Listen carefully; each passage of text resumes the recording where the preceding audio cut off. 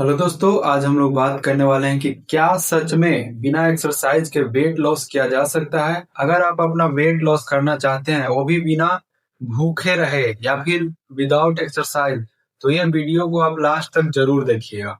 कई दिनों से मैं कुछ किताब पढ़ रहा हूँ, जिनमें से एक किताब है, ये न्यूट्रिशन की किताब है। आप लोग यहाँ पे देख सकते हैं, ये न्यूट्रिशन एंड बायोकेमिस्ट्री की बुक है, जो कि नर्सिंग फील्ड की ये बुक है।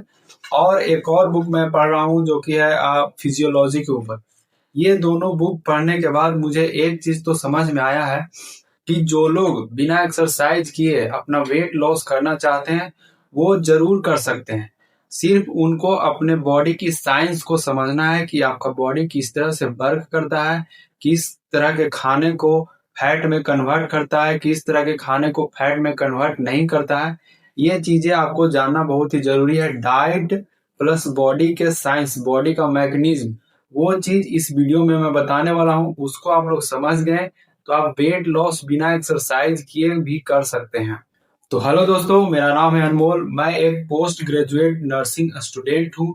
तो जो भी मैं जानकारी दूंगा बिल्कुल ऑथेंटिक रहने वाला है। कोई भी ऐसी हवा हवाई में मैं बात नहीं करने वाला हूँ। तो इस वीडियो को लास्ट तक जरूर देखिएगा। एक नॉर्मल इंसान को डेली कम से कम 1800 से 2000 कैलोरी की रिक्वायरमेंट होती है।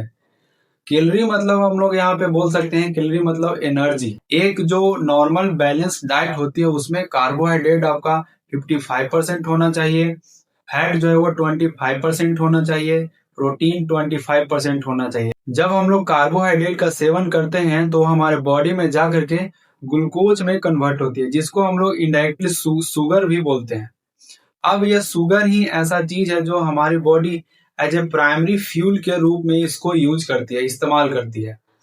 अब प्रॉब्लम कहाँ पे होती है, ये आपको समझने वाली बात है कि जब हम लोग कार्बोहाइड्रेट सेवन करते हैं एक्सेस मात्रा में, तो वो ब्लड में ही घूमते रहता है। मतलब कि जितना आपने कार्बोहाइड्रेट खाया वो तो बॉडी उसको सेल को चला गया, वो जितना रिक्वायरमेंट था वो उसने यूज कर लिया।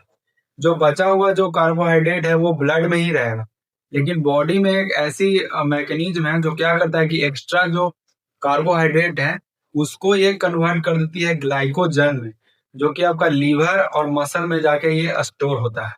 मतलब कि ग्लाइकोजन एक ऐसा शुगर का फॉर्म है, इसको आप लोग स्टोरेज फॉर्म भी बोल सकते हो। मतलब कि एक्सेस जो भी शुगर हमारे ब्लड में है उसको ग्लाइकोजन के फॉर्म में स्टोर कर देती है लीवर में और मसल्स में। अब ये जो लीवर और मसल है ये भी ग्लाइकोजन को एक फिक्स लिमिट तक ही स्टोर कर सकता है।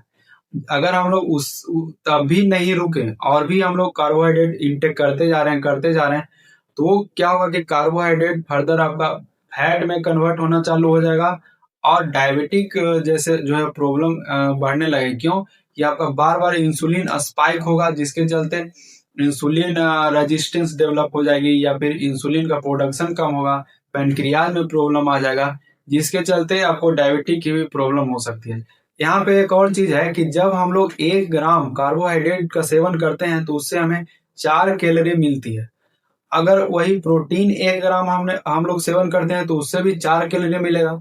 लेकिन जब हम लोग फैट का सेवन करते हैं 1 ग्राम, तो आपको 9 कैलोरी मिलेगा। एक एवरेज इंसान के बॉडी में 1 लाख या उससे ज्यादा कैलोरी जो है वो फैट के रूप में स्टोर होता है, जो कि नॉर्मल चीज है।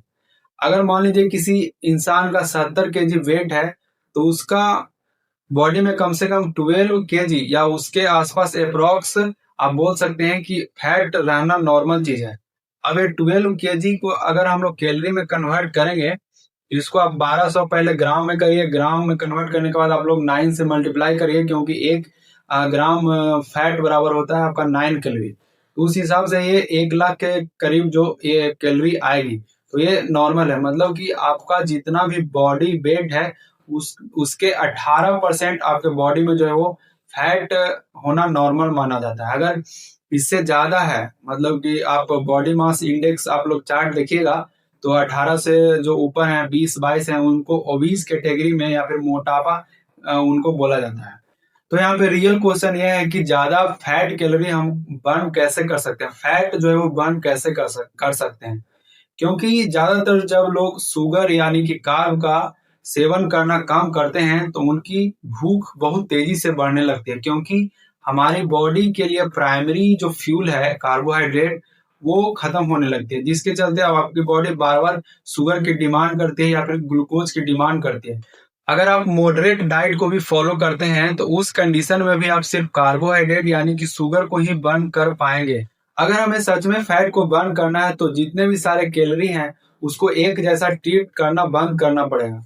जैसे कि जो फैट से कैलोरी मिल रहा है यानी कि जो प्रोटीन से कैलोरी मिल रहा है या जो कार्बोहाइड्रेट से कैलोरी मिल रहा है, इन सारे कैलोरी को एक जैसा ट्रीट करना आप लोग को बंद करना पड़ेगा। कुछ कैलोरी ऐसी होती है जिसको हम लोग ज्यादा ले सकते हैं, कुछ कैलोरी को कम, और कुछ कैलोरी को जो है मॉडरेट के रूप में हम लोग इस्तेमाल कर सकते हैं। प्रोटीन की अगर बात करें तो प्रोटीन आप लोग जो है मॉडरेट अमाउंट में आप लोग कंज्यूम कर सकते हैं। वही अगर कार्बोहाइड्रेट की बात करें तो कार्बोहाइड्रेट आपको अपने प्लेट से रिड्यूस करना ही पड़ेगा। अगर आप अपना फैट को बर्न करना चाहते हैं तो आपको फैट फ्यूल का इस्तेमाल करना पड़ेगा, ना कि कार्बोहाइड्रेट से जो फ्यूल मिल रही है वो बॉडी को आप लोग बार बार देंगे तो फैट कहाँ से फैट वाला फ्यूल यूज होगा। इसीलिए आपको अपने डाइट से कार्बोहाइड्रेट को कम करना पड़ेगा, ताकि कम रहने पे जो फैट हमारे बॉडी में एक्स्ट्रा जमा है उससे बॉडी जो है वो एनर्जी के रूप में उसको यूज करे, ग्लूकोज कन्वर्ट करे, ताकि फैट जो है आपके बॉडी से रिड्यूस होगा। जब आप लोग कार्बोहाइड्रेट का सेवन कम करते हैं तो आपकी बॉडी की मेटाबॉलिज्म भी बढ़ती है, क्योंकि हमारे बॉडी में एक ऐसी चीज है जो कि हील हो रही होती है, जो कि है इंसुलिन। बार बार इंसुलिन अब आपके बॉडी में स्पाइक नहीं हो रहा है, जिसके चलते इंसुलिन रेजिस्टेंस भी नहीं हो रहा है, तो आपका मेटाबॉलिज्म भी बूस्ट होगा। ये भी समझ लो कि एक्सरसाइज सिर्फ वेट लॉस करने के लिए 15% ही यूज करता है, लेकिन 85% जो है आपका डाइट मैटर करता है कि आप किस तरह का डाइट खा रहे हैं। उससे आपका वेट लॉस जल्दी फास्ट वेट लॉस होगा। सिर्फ एक्सरसाइज करने से वेट लॉस नहीं होगा। आप एक्सरसाइज कर रहे हैं लेकिन कार्बोहाइड्रेट खूब दबा के आप लोग खा रहे हैं तो उस कंडीशन में कभी वेट लॉस होगा ही नहीं। अब हम लोग बात करते हैं कि बिना कैलोरी कम किए फैट को लॉस कैसे कर सकते हैं, वेट लॉस कैसे कर सकते हैं। कैलोरी जितना रिक्वायरमेंट आप डेली ले रहे हैं उतना ही कैलोरी आपको अभी भी लेना है, लेकिन फिर भी फैट भी बर्न करना है। तो वो चीज के बारे में हम यहाँ पे आप लोग बात करने वाले हैं। मान लीजिए कि आप 1950 कैलोरी डेली कंज्यूम करते हैं, मतलब कि इसको 3 मील में आप लोग जो है 1950 कैलोरी कंज्यूम कर जाते हैं, या फिर कुछ बीच में स्नैक्स वगैरह भी खाते हैं, तो टोटल 1950 कैलोरी आप डेली ले रहे हैं।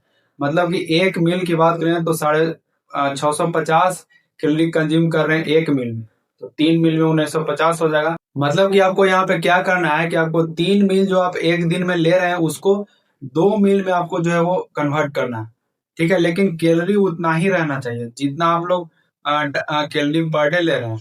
तो ऐसा करने से आपका वेट लॉस ज्यादा होगा, क्योंकि आप अपने आप को फास्टिंग मोड में ले जा रहे हो।